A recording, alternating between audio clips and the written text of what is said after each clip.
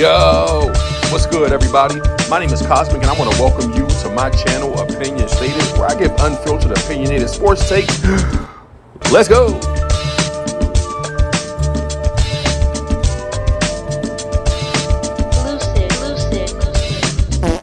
Yo, what's good, everybody? My name is Cosmic. I want to welcome you back to my channel, Opinion Stated, and I have a very, very fun episode planned for you today. One that I'm excited about. Inspired by shout out to the homegirl Dom from Sports T, who did this recent episode on how soon we forget.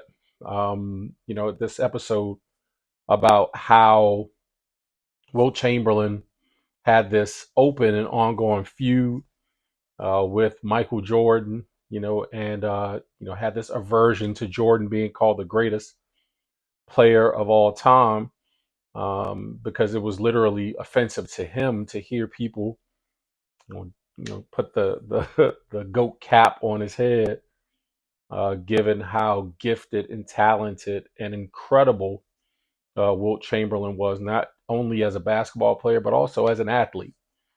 And so, in thinking about the GOAT conversation, if you are new to the channel, then you are unaware of my espousing the idea of GOAT debating and kind of swearing that off. I'm no longer interested in engaging in any such dialogue with people in reality, on or offline, because I just feel like it's juvenile and the GOAT debate in actuality is subjective.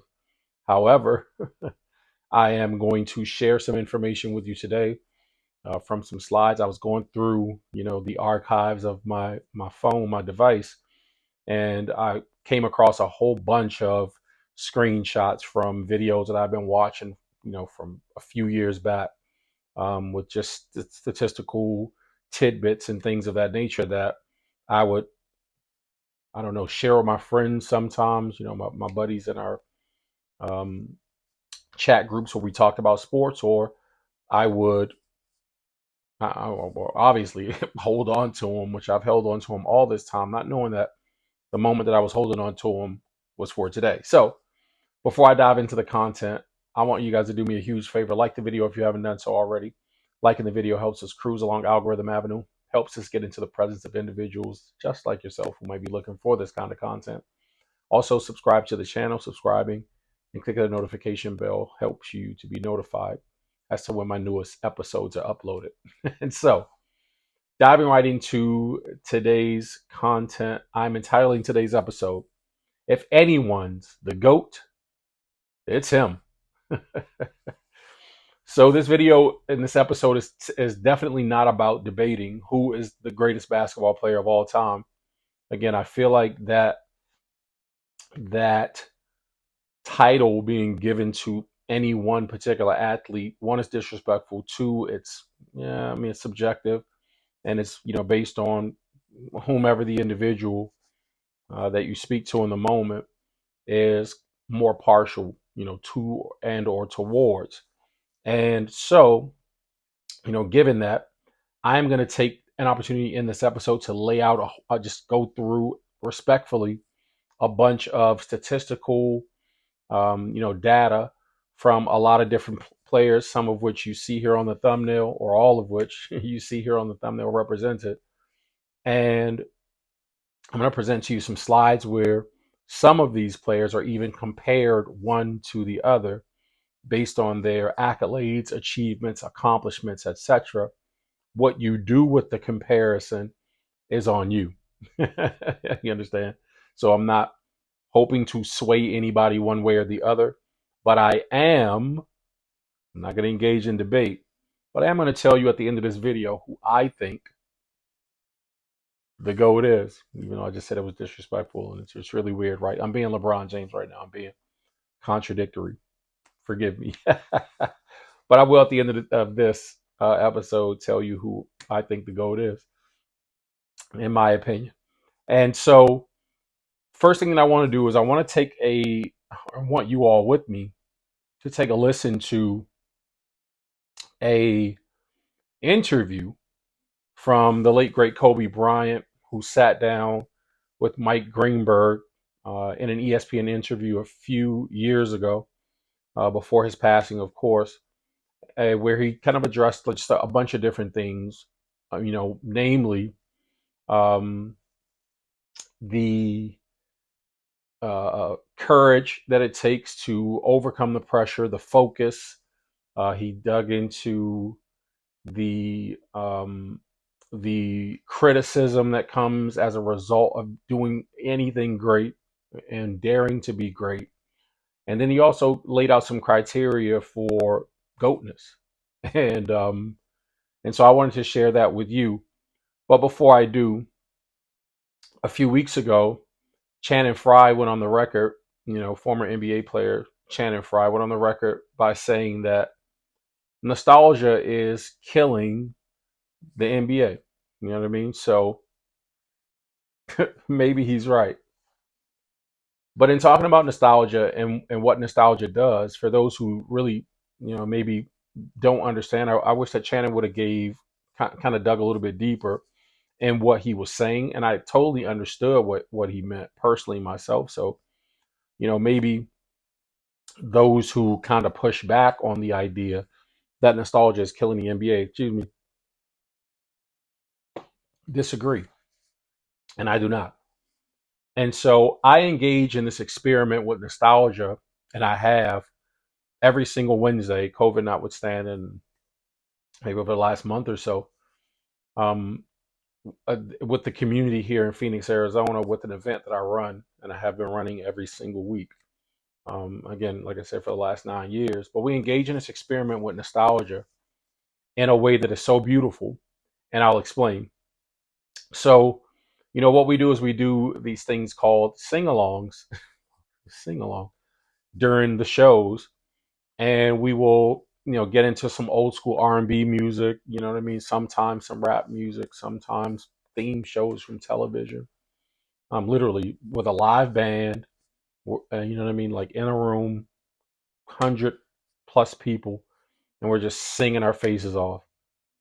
What is so beautiful about those moments is that it's the nostalgia of the song itself that unlocks an energy for the listener and the singer, now those who are in the room just kind of enjoying and engaging in this sing along activity, that brings about that energy from them to swirl around the room with all of us. And people are transported in that space of nostalgia back to wherever they heard or connected with that song that they're now singing, and they're watching other people sing, and they're locking and it's a beautiful thing to watch. And so for me, I feel like the goat debate has become so toxic in recent years because of that very reason that I just explained. It's because the nostalgia of the games, you see, I've thrown some images here. The nostalgia of the memories that people have of yesteryear, they contain an energy, a memory, a feeling. And so when people are engaging in these visceral, this person couldn't beat my person, and your person's trash, and this tearing down and destruction of the beauty of that energy, and that it's an assault, it's an attack on that energy for people. And so it's being met with a bunch, you know what I mean, the same visceral. It's like, how dare you insult that energy, that memory for me, you know? And so to that point, I think that Shannon Fry was right. You know what I mean? Nostalgia is killing the NBA, and it's because what we experienced is a feel good. It is attached to a feel good memory, attached to a feel good moments, attached to nostalgia, and it's beautiful. You know what I mean? So I think that there is a balance that is being missed, obviously, and that is just the appreciation which we do at the shows on Wednesday. We're just going back. Nobody's saying, I don't want to sing that song from the 80s. I don't want to sing that song from the 90s because it's 2025 now and that music sucked and our music, you know what I mean? Like, we're not engaging in the process that way. That's why it's enjoyable for us to go back, tap into that energy, and then share it outward. And so that's the step that's being missed, which is precisely what Kobe Bryant addressed in this brief interview. I want you to just take a listen to the gems that Kobe drops here, and then I'm going to come back, I'll give my opinion, and I'll dive into the slides and the information, other data that I want to share with you. Let's take a listen to Kobe. It's interesting because I've said many times, the courage it takes to play sports at the level you played it is the courage to take the risk of always being remembered for your worst moment. There are some players who will be remembered for their worst moment. That takes a special kind of courage, doesn't it? Yeah, but you know, it's an acceptance too, though, right? You have to be able to accept things, and then you move on from the things. You don't necessarily combat them, right? You accept those things, you become at peace with those things, and then you can move on. I want to talk about pressure because there's lots of people face a lot of different pressure in a lot of different ways. It feels to me like NBA stars right now feel as though they are under an enormous amount of pressure. They don't seem to be happy most of the time. And maybe it's because they are so public that we hear about it all of the time. But we've seen different incidents, whether it was Kevin Durant this year or Kyrie or others. When you were at the top of the mountain, when you were the biggest star in sports, were you happy? Oh, of course, because I was playing a game I love. You know what I mean? The happiness comes from that, first and foremost. And then, obviously, you have frustrations. You have moments where you're happier than others, right? But when you're doing something that you love to do, the happiness is already there. Now, there's a certain determination and, frustration that comes along with the job. But ultimately, I believe that they love the game, so. How do you perceive that, though, when you hear guys talking about all of the pressure? It feels like that has been magnified. I don't know if it is a function of social media, of the pervasive attention that they receive. Yeah. How do you perceive that? Yeah, I think that has a lot to do with it, actually, because the opinions are there. You can see them. Whereas, when I started playing, many, many years ago, you'd have to wait till the next morning to get the newspaper and see what bad stuff people said about you. Now you go on social media and you get inundated with that pressure and criticism and all that sort of stuff. But still in all, it comes with the territory, right? You can't please everybody. All you can do is do the best you can and just accept it and move on with it. How did you handle it? How did you handle criticism? Exactly that way. You deal with it and you move on. I mean, the most important thing is the game. You can't lose sight of that. It's not what people think of you, right? But it's the game. Are you leading the team the right way? Are you doing the necessary things to study your craft to put your team in the best possible situation to be champions? That's the only thing that matters. Criticism is going to come and go, right? You can have a great game on Monday. Everybody loves you. Have a horrible game on Tuesday. You're the worst, right? It's going to be cyclical until you win a championship. And then everybody will calm down and love you for like 2 weeks. And then they'll say you can't repeat. That's just the way it is.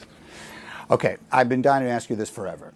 So for 30 years, my job has been arguing, this guy's better than that guy, this guy's better than that guy, right? Like it's Kobe and it's Michael, and it's Michael and it's LeBron, and it's Magic and it's Larry, and it's Russell and it's Chamberlain. The great debates. All those debates. Yeah.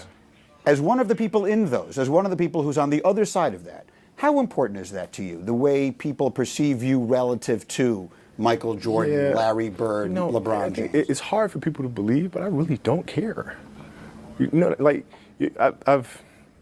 I've moved on, so like you have a career, you do the best you can with the 20 years I was very fortunate to play, and then you shelf it, you're done. You move on to the next thing. So now I'm focused on these next 20 years. And so those debates are entertaining, I'm sure, and it's fun for people to engage in those, but for me personally, it doesn't matter. So when everyone gets into is LeBron better than Kobe, whatever it is, and you hear it, you can't not hear it.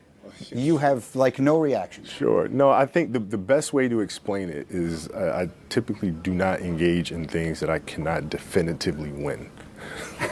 You know what I'm saying? Sure. It's argument. Argue for what?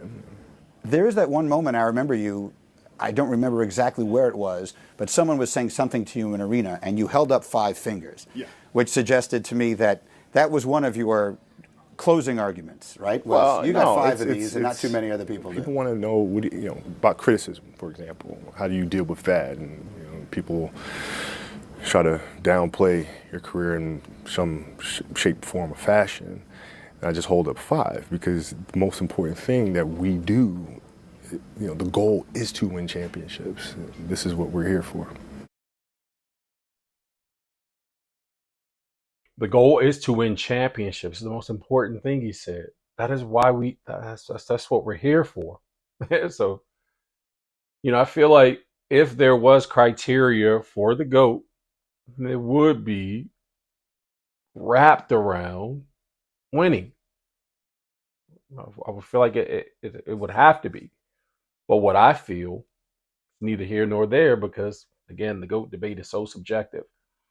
To Kobe's point, Kobe's saying, you know what? After I'm done playing, or now that I'm done playing, I've moved on, and so it doesn't bother me. I could really care less. You know what I mean? I don't care when people have these debates and these guys. But I don't really believe him. God rest Kobe's soul. But I don't really believe him because he's such a competitive person and has an ego. You know what I mean as well. When you pour everything into something and and on a level of greatness, you know what I mean, or if you find success in doing a thing, there's no way that you don't have a amount of ego attached to that thing. And you know what I mean, though you may not want praise for it, acknowledgement that you were great at a thing is very important. I don't need to be praised at every turn. But like he said, if you try to downplay what I've done or minimize it, that's when I'm like, yo, you know what you forgot. much to much like Allen Iverson and Shaquille O'Neal and folks like myself, have come to the defense of Kobe Bryant over the years since his passing, where folks in the media, like you said, Kobe himself, in his own words, are trying now to downplay his career and his accomplishments and his greatness, and we're like, what y'all forgot? Did you forget about Kobe? You know what I mean? So to talk about Kobe specifically, it's like Kobe, played two separate careers. You know what I mean? Like all in one. And it was because he obviously did so in two different numbers, number 8 and number 24. So this graphic is from fadeawayworld.net, and it just kind of details, his accomplishments in the two numbers. In the number 8, represented in the yellow panel here, Kobe scored 16,866 points, averaged 23.9 points a game, 707 games played in 10 seasons. That was one half of his career. Won 3 championships, won Finals MVP, and was a 8-time All Star. In the number 24 KB24, he scored 16,717 points with an average of 26.3 a game in 638 games played. Another 10 seasons, 2 championships, 2 Finals MVPs. I'm sorry, that was 3 MVPs, 1 um, league MVP, and 2, 4, 6, 8, 10 more All Star appearances. So 18 All Star appearances in a 20-year career. Not bad for Kobe. Kobe was an incredibly special player. So, like I said, through this episode, what I want to do is I just kind of want to go through. There are some comparisons being made to some of these players, but moreover, this is to highlight the greatness of these players, and what you do with the information in terms of debating is on you. You know what I mean? I'll even share some of the arguments that I hear made most of the time, from people with regards to any of these players or all of these players, namely Kobe Bryant, because we're talking about him right now. You know, the graphic itself from A Hoops actually reads, Kobe isn't the greatest Laker, bro. Man, that is a classic argument that we'll hear. Like, Kobe's not even the greatest Laker. Like, he's, you know what I mean? Like, or is he top 5 Laker? Like, yeah, well, I guess he is, but is he top 3 though? You know what I mean? Like, well, Kobe Bryant's rankings are as follows: as a Laker, just in a Laker uniform, he's first in rings and championships, tied with Magic for 5 in a Laker. Well, Magic and Kareem, I believe, was Kareem won 1 in Milwaukee and then won 5 in LA. Second in Finals MVPs, first in all NBAs, first in all defensive teams, first in All Star appearances, second in scoring titles, first in 3 pointers, first in points, 3 pointers made, free throws made, and steals, and he's second in assists. But Kobe's definitely not the greatest Laker. ever. And Kobe is incredible. You know what I mean? Like, was incredible, I'll say, in a Laker uniform. I appreciate being able to watch this brother do what he did, to watch him come in as a rookie, straight out of high school, fall on his face, but just being so eager to play and to show that he could play on this level, on the NBA level, that being, with the adults, you know what I mean, the other men, even though he was an extremely young man. And he took his lumps, including 3 air balls in a playoff game. You know what I mean? And it was just interesting to watch him come in with such bravado, such an ego, and then ultimately to have that little balloon pop, that little ego pop, deflated a little bit, and to have him go and work out extreme through the off season and then come back better and better every season and just get better and better and better. And we watched him win and we watched him lose and lose and lose and then win again. It's so, man, it is hard to deny that he was an incredible all-time Laker. Let's compare him to another Laker great, that being Magic Johnson. They both have 5 championships rings, five NBA championships. Kobe has 2 Finals MVPs. Magic has 3. Kobe has 1 league MVP. Magic has 3. 15 All NBA selections for Kobe, 10 for Magic. Again, that's 18 All Star appearances for Kobe, and that's 12 for Magic. All defensive selections, Kobe's 12, Magic nada. So I mean, it depends on what you value here. You know what I mean? Like, I'm not sure who you'd say the greater Laker was. Most might say, well, Magic won league MVP 3 times. But I say Kobe played offense and defense, and he was acknowledged in the league with actual accolades because of. And so, you know, depends on what you value. Let's talk about Kobe in comparison to present Laker great LeBron James. Another slide share from fadeawayworld.net. LeBron James' career high 61 points. Kobe's is 81. 19 rebounds for LeBron, 16 for Kobe, 19 assists in one game, 17 in one game for Kobe. 7 steals. They're both tied, for 7 steals in a game. Blocks the same. 3-pointers made in a game, the most ever. For LeBron was 8. Kobe was 12. I remember that game. Field goals made. Most field goals made in the game. LeBron knocked down 23 in the game. Kobe knocked down 28. Free throws made. LeBron knocked down 24 free throws. Kobe 23. And they both turnover machines, high usage players. You know what I mean? The ball's always in their hand. They're always forcing the action. So, with that, I feel like comes a lot of turnovers. But that's, that graphic as a comparison. I wanted to kind of get into that again.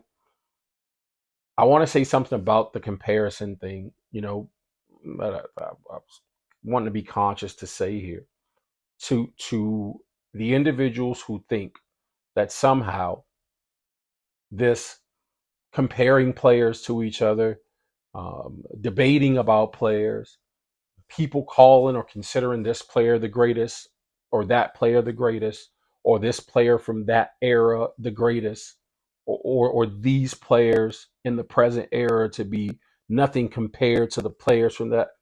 For those of you who think that's new, you are wrong. You are wrong. I am almost 50.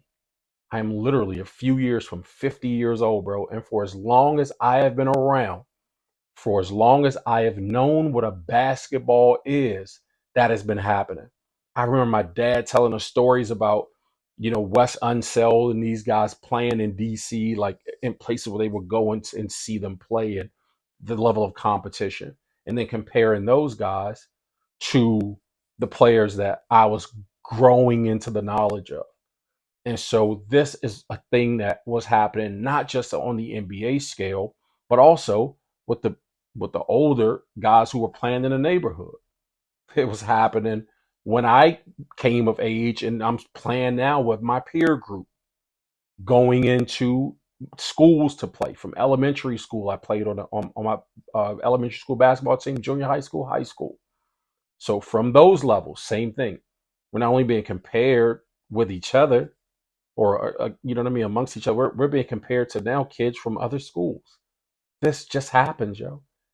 It's the nature of the banter that goes, or comes with the territory. And so this is no new thing. So for those who are thinking that it's new, you're wrong. The toxicity around it is maybe not even new. It's just being propagated more these days because people, have this amplified voice through a lot of these different platforms. And also because the mainstream media is and has been incredibly reckless, in my opinion, with the discourse to feed it negatively instead of being responsible about the subject matter and being respectful of the statistical greatness of these individuals and what their accomplishments and achievements were. So there's been this conscious, more direct approach taken to, or behavior, that has been tearing down greatness as opposed to acknowledging, like I'm doing here with these graphics, to say, man, that's impressive. Hey, make of it what you will. And whatever you make of it is your opinion. I'm just presenting to you the data and the stats, right? And if you say, hey man, I think that that graphic is, you know what I mean, makes this person look better than that person. Well, I can't. What do I look like arguing with your opinion? That's your opinion. Okay. If you say so. I don't have to agree, but I don't have to fight you because I don't agree. Next graphic. Let's compare two players, Kobe Bryant, since he's being spoken of, and also Tim Duncan, who played in the same dispensation of time. Both players would go on to win 5 NBA championships. Tim Duncan, 3 Finals MVPs, Kobe's 2. Tim Duncan won 2 league MVPs, Kobe 1. Both made 15 All NBA teams. All star selections for Tim looks like 15, 3, 6, 9, 12, 15. Yep. 15 for Tim, 18 for Kobe, as we already know. All defensive selections, 15 for Tim Duncan, the big fundamental. Total win shares, Tim Duncan has the edge there, 206.4 on 172.7 for Kobe. Win shares, you guys can look it up for a more definitive explanation of it. But win shares just kind of breaks that. It's an analytic stat that goes into how valuable a player's contribution from the scoring, rebounds, assists. You know what I mean? That stuff, how valuable that is to contributing to wins, and then points are given. So it's a really, really intricate system. But if you're into analytics, you know what I mean? Like there's the edge there to Tim Duncan. Uh, Career PER, player efficiency rating, 22.9 for Kobe, 24.2 for Tim Duncan. So again, based on these stats, one could surmise, man, that Tim Duncan was a better player, or is a greater player, or was a greater player than Kobe Bryant. Same amount of rings, one more Finals MVP, one more actual league MVP, same amount of all NBA teams, 3 less All Star games. But what's an All Star game? 3 more all defensive team selections, and a higher, a win share and PER. You know what I mean? So some could argue that Tim is better than Kobe. So in talking about Kobe, I I thought this graphic was really funny. You know, it says, I found this on Instagram, but it says when your baby cough more than 3 times in a row, COVID. So that there is a very funny thing that happens. I mean, a lot. I've seen it a bunch over the years when people are just shooting trash into the garbage or doing whatever. They're just like Kobe, and there's a reason for that. You know what I mean? That speaks to the greatness of Kobe hitting clutch baskets, and it just became a very common thing. I remember going into the mall. I'm watching as a mom and a son, like kids maybe 10 or so, right? And mom are walking ahead of me. and mom takes like some trash from the kid's hand, a piece of paper or something. She balls it up, and as she approaches the trash can, she makes like a move, like she's dribbling the paper, and she's like, oh, oh, and kind of nudges him, and he instantly goes into kind of like defensive mode, and she like kind of fades away, shoots the little piece of paper toward the trash can. He tries to block it, misses it, and she's like, Kobe, and it went in, and I just bust out laughing. Like, wow, like wow. But man, maybe that's a unquantifiable, sign of goatness is, how you again insert yourself into the consciousness and build a space for nostalgia through your greatness. That we know that Kobe definitely did that. Maybe this, maybe this alone makes Kobe the GOAT. I don't know. Let's talk about the comparison between Kobe and Michael Jordan, which we hear and I've heard and been here, still here rather, about Kobe being the second coming of Michael Jordan. He was the second best shooting guard behind Michael Jordan in NBA history, et cetera, et cetera, et cetera.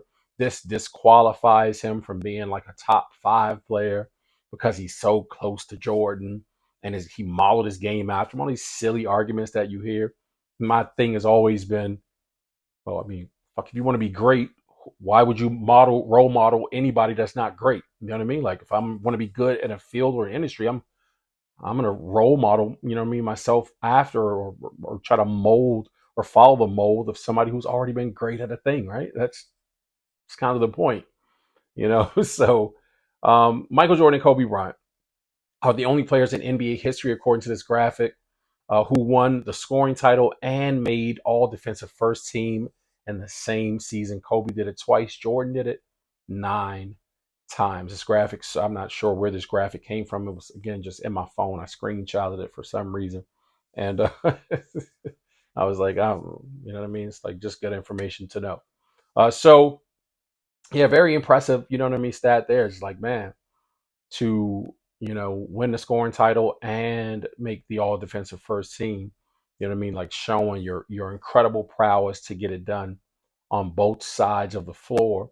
There's only 5 people selected to that first team, so to lead the league in scoring and be one of the top 5 defenders in the league is, it's greatness. I mean, it's undeniable greatness, and Kobe and Jordan are the only two to ever do that. You know what I mean? So speaking of Kobe and Jordan, um, their career comparisons or accolade comparisons, kind of shake out like this: 6 championships, obviously for Jordan, 5 for Kobe; 6 Finals MVPs for Jordan, 2 for Kobe; 5 league MVPs for Michael, 1 for Kobe; 11 All NBA team selections, 15 for Kobe. That is 3, 6, 9, 12, 15, 16, or 3, 6, 9, 12, 14. I'm sorry, 14 All Star appearances for Jordan, 18 for Kobe. 9 All Defensive Team selections, 12 for Kobe. 214.0 total win shares for Jordan, 172.7 for Kobe. 27.9 career PER, 22.9 for Kobe. I believe, I'm not sure. Well, I know that when I initially saw graphical data surrounding this, Jordan had the highest career PER like in NBA history of like anybody. So really, really high career PER for Mike. Total win shares, you know what I mean? He has the edge on Kobe. All defensive, selections, Kobe has the edge over Jordan. I mean, Kobe was the greater defender. That is interesting, according to the acknowledgement. And Kobe certainly played longer, so more All Star appearances. But the All NBA teams, Kobe made 4 more than Jordan, but he played a lot longer than Jordan as well. So all the other stats, I feel like that. I mean, that just solidified dominance in terms of winning. Jordan just kicked Kobe's ass and all of those. You know what I mean? Just like being superior. So if I was doing a comparison between the two and I was trying to figure out who's to go over, that's just not even debatable.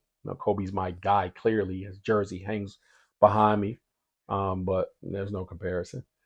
So getting into comparison as we kind of as I kind of speak about it. This image is from First Things First. I think that says 7/25/22, so 3 years ago almost. They threw up comparisons between Michael Jordan, Kareem Abdul-Jabbar, and LeBron James. Let's follow the stats. So 15 seasons for Jordan, 19 for LeBron, or 22 for LeBron now, 20 for Kareem. Titles haven't changed because Jordan and Kareem have not laced them up since 2022. So they both have 6 total championships. LeBron still has 4. 3-peats. Jordan's the only one with 2. Nobody else. Neither of the other 2 have a 3-peat to their credit. Finals MVP, Jordan, 6 of them. LeBron, 4 of them. 2 of them for Kareem. League MVPs, 5 for Michael, 4 for LeBron, 6 for Kareem Abdul-Jabbar. Scoring champion, 10 for Jordan, 1 for LeBron, 2 for Kareem. Rebound, assist, steal, or block champion, 3 for Jordan, 1 for LeBron. 5 such championships for Kareem Abdul-Jabbar. First team All Defensive, 9 for Jordan, 5 for LeBron, 5 for Kareem. Career PER rank, Jordan's first, LeBron second, Kareem 14th. Man, those are incredible. That's an incredible list of accomplishments, achievements. I guess if we could throw some on there now, that would be um, incredibly relevant. It would be that LeBron James is the all-time leading scorer. Kareem would be second on that list, and Jordan's, I don't know, somewhere 5, 6, or something like that. So if that means anything to people, you know what I mean? It's like worth noting. But yeah, just incredible list of accolades. Give the you know what I mean, like the, I don't know, the nod, in my opinion. Here, a little biased, what it would be to, I'd give the edge to Jordan. But I'm speaking of Jordan and LeBron specifically. Michael Jordan during the 2025 NBA season, during this present season where we are, has played 6 less seasons as of this season than LeBron James has played throughout his 22-year career. Also, Michael Jordan still has, in less time, 6 less seasons, 2 more rings, 2 more Finals MVPs, 1 more MVP, um, 1 more Defensive Player of the Year, 9 more scoring titles, rather, 3 more steals titles, 3 more all defensive teams than Michael. Than LeBron, in less time on the court or in the league. So do with that information whatever you will. I hear people use a lot of these as talking points throughout the debating about who's better than who and who's the, you know what I mean? I hear them throw around a whole lot of these things. To some people, some have more, some are more substantial than others, and some of them carry a little more weight than others. But one of the things, speaking of carrying, one of the things that I hear people argue about a lot is, the teammate thing. And so Jordan didn't win until he got Scotty. You know what I mean? Like, so technically, Scotty carried him. You needed Scotty. a lot of people say, well, I mean, like, Bro had all these Hall of Fame teammates. He played with D-Wade. He played with Chris Bosh. He played with... These dudes were top 3, top 5 in the league. very valid, all the way around the board. Jordan played with 2 Hall of Fame teammates too to win 3-peat. It's like, okay, if you think that's it, and according to this graphic, in the 96 NBA Finals, Scottie Pippen averaged 15.7 points per game on 42.9 true shooting percentage, and the Bulls won the series 4-2. According to it says Bron Sexuals, a superstar who carried Jordan. Those were the numbers of Scottie Pippen. That near 16 points a game on 43% true shooting percentage. In the 2014 NBA Finals, Dwayne Wade averaged 15.2 points per game, 50.4 true shooting percentage, and they lost the series 4-1. Miami, LeBron and Miami, lost the series 4-1. But according to Bron Sexuals, hobbled and washed up Main reason LeBron got gentleman swept in that series. So even though we're talking about LeBron and Jordan right now, and Dwayne Wade was a hell of a basketball player, Scottie Pippen was a hell of a basketball player. But I don't know. You guys can let me know in the comments what your opinion is here. I would never, on any day of the week, suggest that Scottie Pippen was a better basketball player than Dwayne Wade. And Scottie was really good. This is not to disrespect Scottie Pippen. Scottie Pippen was not a Dwayne Wade. Like, not even close. Not even close, bro. Scottie was good. I'm not saying he wasn't good, but D Wade, come on, bro. No. And so I'm not sure where the source of this graphic came from. It has been really pleasurable to watch LeBron James both kill and be killed, you know what I mean, along the journey to winning championships. I must admit, as a basketball fan, it's been entertaining over the years to watch him take his lumps like everybody else. You know what I mean? To watch him climb the mountain and win a championship, and those six that he lost, to revel in him losing also. You know what I mean? As much as I would cheer for him when he or celebrate his, you know what I mean, accomplishment, and tip my hat to him when he won. But yeah, so this graphic I just thought was super cool. As I was, like I said, going through my phone, and I was like, oh man, I forgot about, you know, that screenshot there. Let me share that. But moving right along, speaking of killing or being killed, you know, because according to LeBron, coming back from that, you know, 3-1 down against Golden State made him the greatest of all time.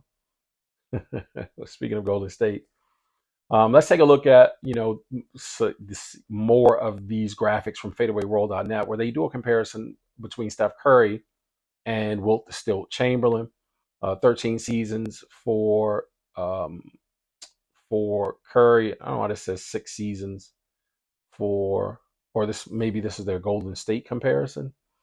6 seasons for Wilt and Golden State. So 4 championships in the 13 seasons out there for Steph. 6 NBA Finals, 1 for Wilt. Finals MVPs, 1. Only 1 MVP for Wilt in that 6 seasons in Golden State, 2 for Curry. 5 All NBA teams for Wilt, 7 for Steph. 5 All-Star appearances for Wilt, 8 for Steph. Neither of them made an all-defensive, or was selected for an all-defensive team. 112.4 win shares for Wilt, 120.2 for Steph, and a 30.3 point career PER during the 6 seasons while he was in Golden State, and a career player efficiency, or career PER for Steph of 23.8. So as a Warrior, I mean, I guess it would stand to reason that Steph had the better career. Steph's the GOAT of Golden State. If nothing else, you know what I mean? If he couldn't be considered the GOAT of the league, the greatest of all time, we do know that recently Steph Curry surpassed 4,000 3-pointers made in his career. He is far and ahead of second place at this point. And this dude is continuing to shoot the lights out. And he's nowhere near done in his career unless he decides to walk away here in the next couple years just because, which will be a shock to all of us because he just seems like he's still got so much to give to the game. But yeah, that ability to shoot and the result of him having made so many threes, I've heard people like Shaquille O'Neal on television says it's time to put Curry in the GOAT conversation. He has 4 championship rings. You know what I mean? Like as many as LeBron. You know what I mean? Like Finals MVP now, and you know what I mean? He's the back-to-back unanimous league MVP honors, and you know it's just not a stretch to say that he's been great throughout his career. So, is it GOAT worthy? I'll leave that up to you to debate. Next graphic, he comparing Kareem Abdul-Jabbar, former Laker great and present Laker great LeBron James, both 6 championships, 6 season MVPs for Kareem, four for LeBron. I'm sorry, 6 championships for Kareem, four for LeBron.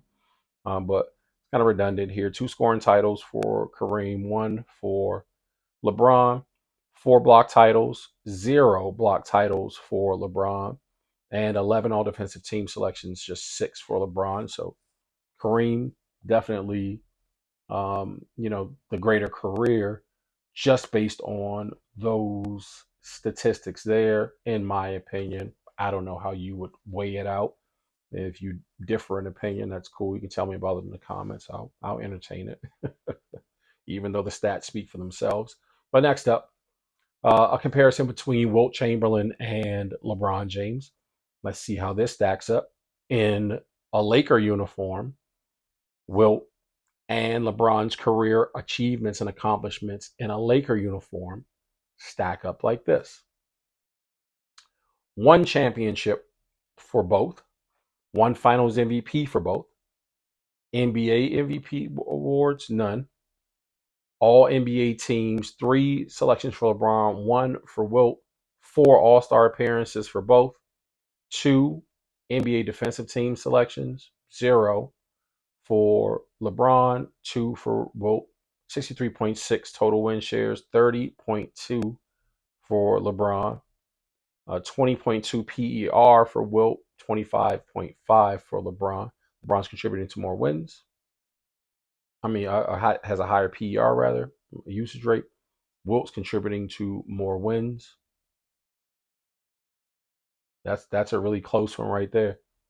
That's a really close one right there. The all NBA team selections are, the one thing that's like incredibly significant.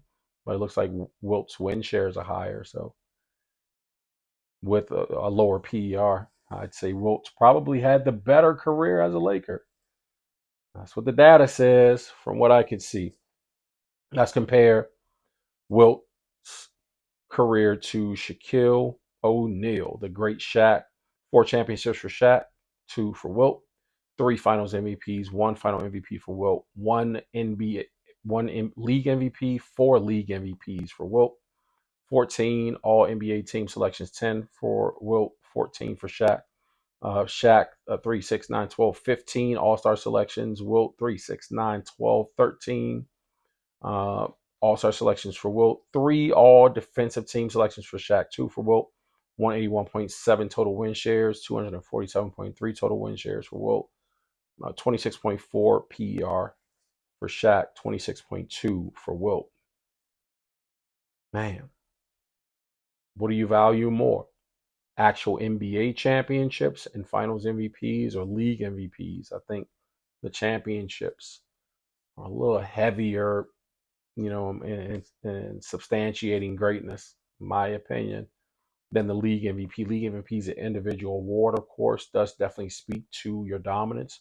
It's probably credence to why Shaq can stop calling himself the most dominant big man ever, but definitely appears to be or have had a greater career, than Wilt from a championship winning perspective, anyway. Or that criteria that Kobe laid out about what matters. Woo! Wilt's career accomplishments, according to FadeawayWorld.net: 100-point score in a game, most 50-point games in a season, 55 rebounds in a game. 55 rebounds in one game that's bananas, bro. 27.2 rebounds per game in a season, highest postseason career average of minutes per game, 50.4 points per game in a season he once averaged. That's crazy. Most consecutive 60-point games, fewest games played to reach 30,000 points, the most free throws made in a game, and most field goals made in a season. They literally nicknamed this dude the Almanac, because of all the records that he broke in the NBA and records that he even still presently holds, and many of them, like some of the ones that are stated here, will probably never be broken. I don't even foresee the day when somebody grabs 55 rebounds in a game. Like, I don't even know how that's possible. You know what I'm saying? Like, it sounds so absurd. It's like Is the dude shooting his own shot, missing it? You know what I mean? Like getting the rebound, but like, how is this? How is 55 rebounds? Is bananas, yo. That's crazy. So again, keeping it with Wilt, 100 points in the game, 55 rebounds, 21 assists, 11 steals is his career high, 24 blocks. To have 21 assists at that size, puts him in that Jokic, kind of a or category, or just, you know what I mean? Like, to think about him, kind of framing thought. Like, man, Wilt was, obviously super tall, but you know what I mean? Like, his ability to dish the rock clearly was there. Didn't really have to be there. But yeah, to have 21 assists in the game is insane. That's insane. 24 blocks also is what in the world? He's just flying everything out there, man. It's 24 blocks. It's crazy. 0 3-pointers made in his career. Let's get back into the comparisons here. Comparing LeBron James to the great Kareem Abdul-Jabbar. Again, just a side-by-side comparison, the 64 championships. Obviously, the 4 finals MVPs for Bron, 2 for Kareem, 4 league MVPs for LeBron, 6 for Kareem, 18 all NBA teams for LeBron, 15 for Kareem, a slew of all-star appearances for both, 3, 6, 9, 12, 15, 18, 19 for Kareem, 3, 6, 9, 12, 15, 18, well, now 20 for LeBron, 21, 20 because he didn't actually play in the All-Star game. He didn't appear, you know what I mean? Like, he didn't actually play. He appeared at the press conference, not the game. He didn't play in the game, you know what I'm saying? But 6 all defensive team selections for LeBron, 11 for Kareem, a 249.8 total win share, 273.4 for Kareem, 27.3 a PER for LeBron, 24.6 for Kareem. Yep, I'd say Kareem, given the league MVPs, 2 more championships as well. LeBron edges him out in finals MVPs, but neither here nor there. The man actually has 2 additional rings and 2 additional MVPs as well to boot. That kind of makes up for the final MVPs. I'd give the nod to Kareem myself personally. Not sure who you guys would. Just a straight up comparison now between Jordan and Kareem. We already know where I stand on this one. I just want to fast forward through the redundant information and just get into the PER the win shares comparison. So actually, Kareem contributes to more win shares, higher total win shares, 273.4, Jordan 214, 27.9 career PER, obviously, and then 24.6 for Kareem. So Kareem, contributed to more wins for his team, but didn't necessarily translate over into anything more than one more league MVP. So Kareem has the edge. They both have the same amount of or I'm sorry, Jordan has 1 additional. Well, no, Kareem has 6 also. Kareem has 6 championships, but Kareem has the edge of 1 league MVP over Jordan. So Jordan has 5. Kareem has 6. But Jordan has more finals MVPs, obviously 6-2. What's interesting is that I remember having a conversation with my friends, and I'm like, top to bottom, top to bottom. I'm talking like from high school to college to the pros. Kareem is the greatest basketball player ever, bro. The most successful basketball player ever, bro. The winningest ever. I think through his high school to college years, he only lost 3 games. 3 total games. It's crazy. It's crazy. And won championships at that, both under levels, right? So high school level won championships at UCLA and college, and then moved on to the NBA to win. So this dude, his career was greatness, goatness. Player comparison, scoring, better score, obviously career score Jordan. Athleticism, obviously you give that edge to Mike. Defense, Jordan. Clutch shooting, you give it to Jordan. Leadership, they're giving the edge to Jordan. Impact, they gave the nod to Jordan. One-on-one, clearly Jordan. Even though Kareem, technically, he didn't have like a deep bag where he's putting the ball on the floor, doing things with, but that sky hook was unstoppable. Literally, there was no way you could guard it except Wilt's like block that shit. You know what I mean? But there was an unguardable shot. That's one-on-one technically. Career, they say who had the better career, Jordan. So they gave Jordan the nod in an 8-0, statistical sweep according to this graphic from fadeawayworld.net. You guys let me know what you think in the comments. Next up, Kareem versus I'm sorry, Wilt um, and Jordan. And so this says players are often compared to Michael Jordan when discussing the greatest of all time, but statistics tell us they should really be compared to Wilt Chamberlain. Wilt slightly behind, Jordan in total point score with 31,419 career points. Jordan's 32,292 make him fifth, or at some point was about fifth on the list. Wilt's first in all-time rebounds. Jordan's 140th, or was 140th at the uh, computating of this data here. The at assists, Wilt obviously was 81st in assists. Jordan's 46, in history. 50-point games. Wilt had 118 50-point games. Mike only had 31. So at second place, Mike's 31. Wilt's first by a crazy, almost 3 times the amount. That's insane. Career field goal percentage, Wilt's 54%, Jordan 49.7. All NBA first team selection 7-10. Jordan gets the edge there. 50.4 points per game and 25.7 rebounds was his best season, was Wilt's best season. Wilt's best career season was 50.4 points per game and 25.7 rebounds, bro. What? What? It's like he's out there playing with elementary school kids. So excuse me.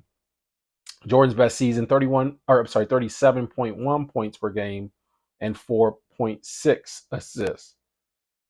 100 points, Wilt scored, highest scoring game in history. Jordan 69 points. Falling farther and farther down these days. But it was 12th at the computation of this data here, compiling of this data. NBA records held today. Jordan holds about 60 approximately, and Wilt holds 72. Regular season MVPs, 5 for Jordan, 4 for Wilt. Championship rings, 6 for Jordan, 2 for Wilt. Career points per game, Jordan 30.1, Wilt 30.1. Interesting. Triple doubles, 28 for Jordan, 78 for Wilt. Man, that's crazy. That's wild. Yeah, Wilt's the almanac. Like I said, man, he was a freakish athlete. This dude was a freak, man. It was like just a freak of nature.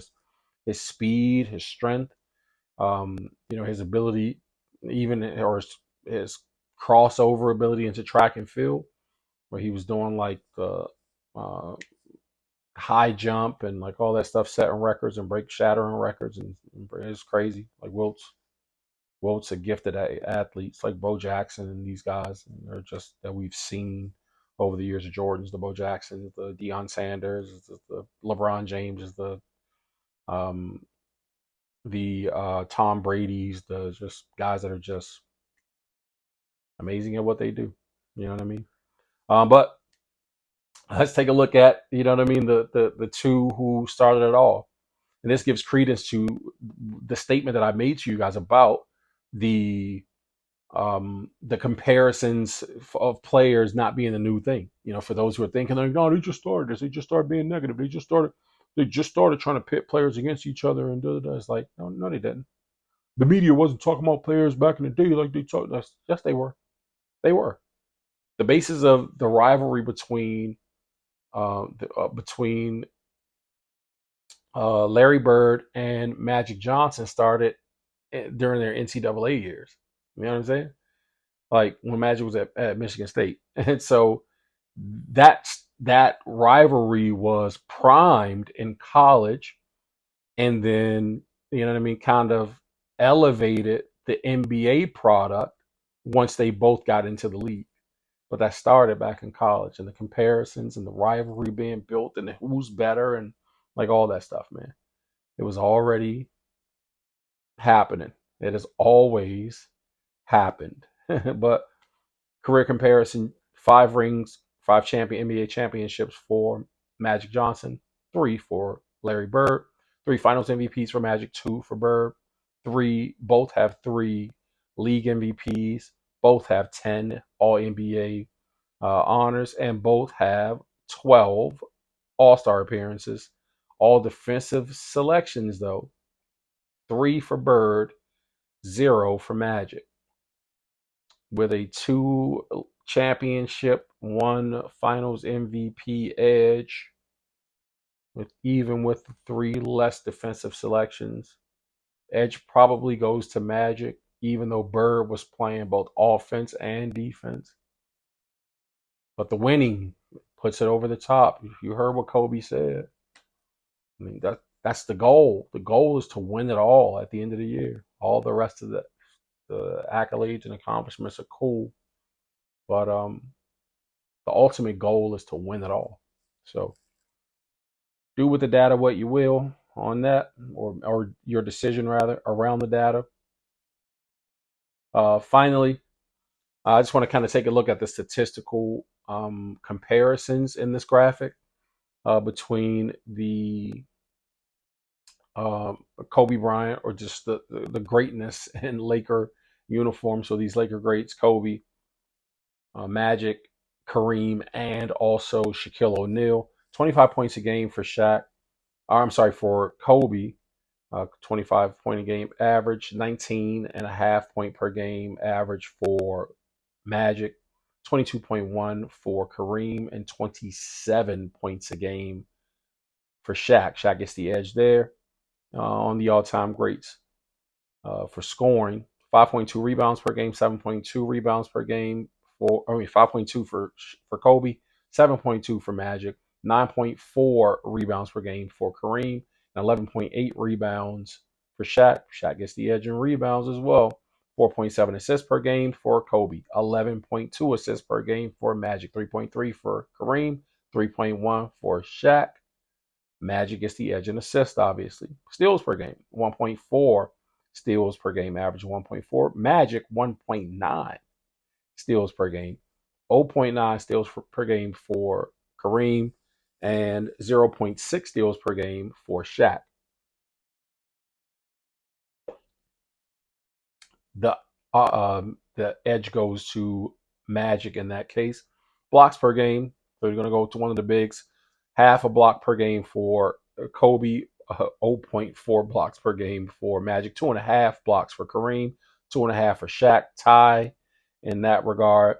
Highest PER: 22.9 for Kobe, 24.1 for Magic, 23.4 for Kareem, and 28.9 PER for Shaq. Shaq gets the edge there. 172.7 win shares, 155.8 win shares, or 172.7 for Kobe, 155.8 for Magic, 158.7 for Kareem, and 97 win shares for Shaquille. Shaq dominated in nearly every statistical category. Highest win share goes to Kareem, though. Or I'm sorry, to Kobe there with 172.7. I think that's the one category that Kobe won. That's crazy. Throw that, and yeah, that was the one category that he won. Yeah, that's crazy. Totally got dominated. You know what I mean in that regard. But Kobe's got more defensive team selections and all NBA team selections than everybody else. But statistically, he was just completely annihilated. Looks like according to the stats, man, Shaq might be the greatest Laker of all time. That's what the data says. As far as my interpretation of it, I don't know what you guys see. Speaking of great bigs at that, And speaking of winning, Bill Russell won 11 NBA titles in a 13-year career, 5-time NBA MVP, 12-time NBA All-Star, 3-time All-NBA first team. Is a first black head coach in NBA history. Like he was a player coach at one point as well for the Boston Celtics back during their dynastic run. Um, I Again, it's hard to wrap your mind around like 11 rings. They won 11 championships. This guy only played 13 total seasons in the NBA. He only played like 13 seasons. So 11 of the 13 years that he suited up to play basketball, they actually won the championship. That's fucking preposterous. But that's ridiculous. Bill Russell, a legendary center for the Boston Celtics, averaged 22.5 rebounds, 15.1 points, and 4.3 assists in 963 regular season games, winning 11 NBA championships and 5 MVP awards. Here's a breakdown of Bill Russell's career stats. Games played 963, points per game 15.1, rebounds per game 22.5, assists per game 4.3, total rebounds 21,620, total points 14,522, total assists 4,100, NBA championships 11, MVP awards 5, All-Star selections 12. He played 13 years, made the All-Star game all but 1 year. Hall of Fame inductee in 1975. Bill Russell does not get enough credit for having a remarkable career, bro. Remarkable career. Really makes it, or hopefully, you know what I mean, this stats and even the comparing of the data, you know what I mean, one player with another helps us to kind of see like it is there's a lot of greatness taking place throughout the careers of these players, and it should be a lot more difficult than it seems to just say, oh, this person's like just the greatest of all time. Is maybe weirdo talk. Next up, Wilt Chamberlain, who played 14 years total. Wilt Chamberlain, a legendary NBA player, had a career average of 30.1 points per game, 22.9 rebounds, and 4.4 assists per game across 1,045 regular season games. Here's a more detailed look at his career stats: 31,419 points for that 30.1 point per game average, rebounds 23,924 for that 22.9 rebound per game average, assists 4,643 for that 4.4 average, and his field goal percentage for his career was 54% for his career. This dude shot 54% for his career, bro. That's crazy. I mean, he was shooting right there at the basket. Stretch should have had a higher field goal percentage. Games played 1,045. All-Star games 13. So 13 out of the 14 years that he played. MVP awards 4. Finals MVP awards 1. NBA championships 2. Rookie of the Year he won as well, and was inducted into the Hall of Fame in 1979. Alas, with all that data shared, the crowning moment has finally arrived. I'm going to tell you guys who I think the GOAT is. My humble opinion. I think that given all the data shared and the comparisons, you know, amongst these players, that the best possible GOAT case has been made for none other than Prince.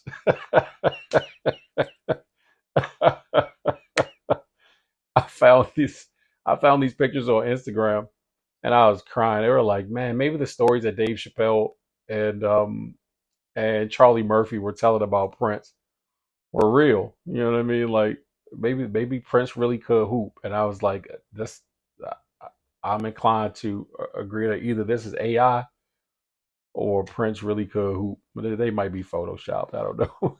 I just thought it was super funny. Oh man.